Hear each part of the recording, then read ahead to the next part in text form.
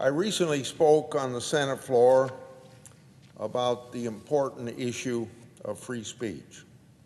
Today, I'd like to speak on the power of big tech to censor free speech. It's been 25 years since Section 230 of the Communications Act was signed into law. This law grants wide-sweeping immunity to interactive computer services that host third-party content. The goal of Section 230 at the time was laudable. The internet was in its infancy, and content being posted to message boards by third parties was leading to litigation that threatened the spread of free speech and free expression. Section 230 was enacted to encourage free speech while giving companies the ability to remove illegals and obscene materials. Section 230 and the legal shield it offers helped to enable the internet to grow into what we know this very day. However, interactive computer services are no longer struggling companies, but some of the largest corporations in the world today.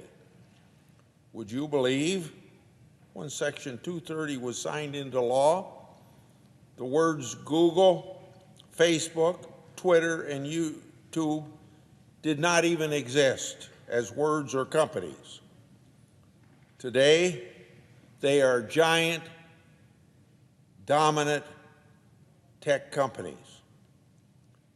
Many argue that these private companies have their own terms of service and are able to enforce them as they wish, and also that they're not covered under the First Amendment.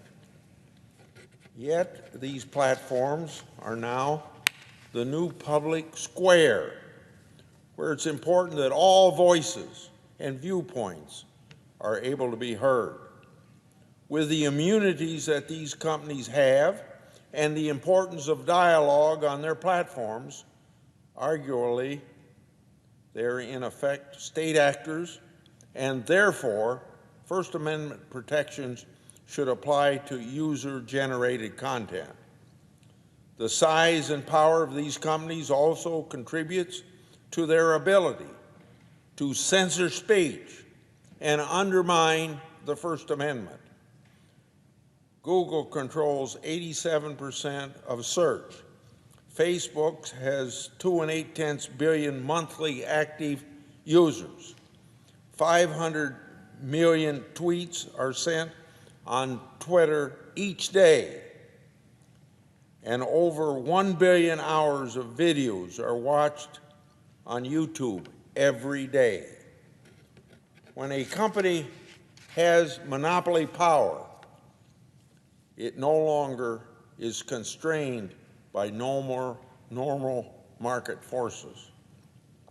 If these platforms had competitors, consumers could choose alternatives when they disagree with the terms of service or moderation policies. However, right now, the only choice consumers have is to take it or leave it. Section 230 appears to compound this problem. Big tech has no competitors and is immune from liability. These companies are unaccountable to their customers, the courts, and the government.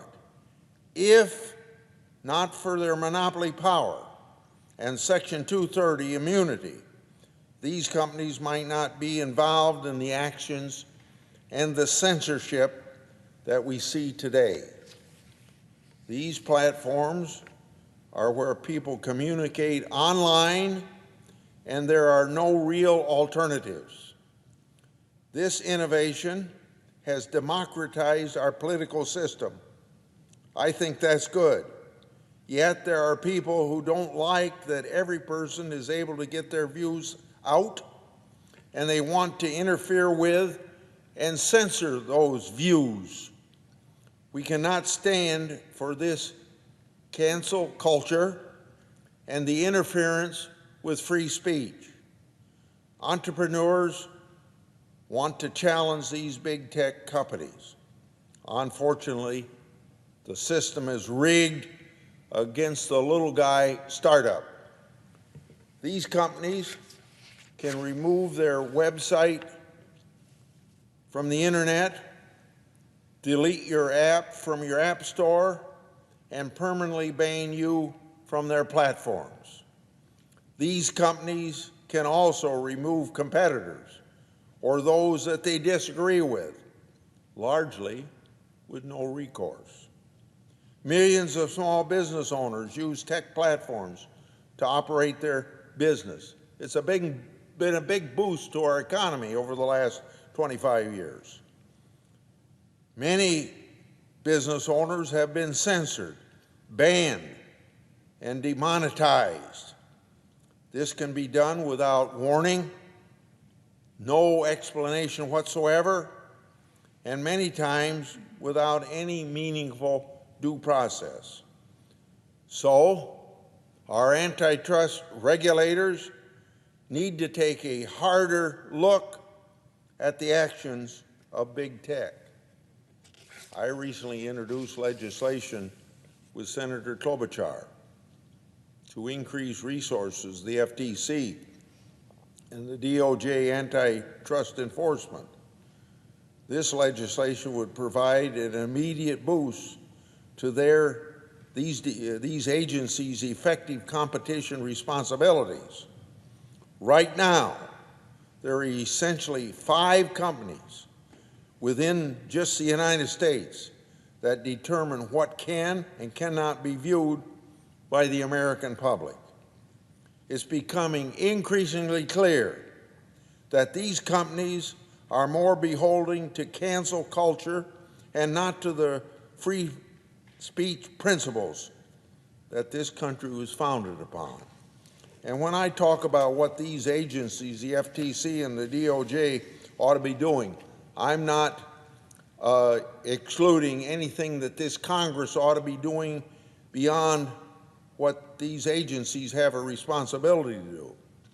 So I get back to a famous quote by Justice Brandeis, quote, "If there be time to expose through discussion the falsehoods and fallacies to avert the evil by the process of education, the remedy to be applied is more speech, not enforced silence," end of quote. It's time that we examine the need for Section 230 immunity. That's beyond what we expect DOJ and FTC to do. So, examine the need for Section 230 immunity and to what extent these tech companies are abusing their monopoly power. It's time that these companies stop arbitrarily deciding what speech is acceptable for our country and the 335 million Americans.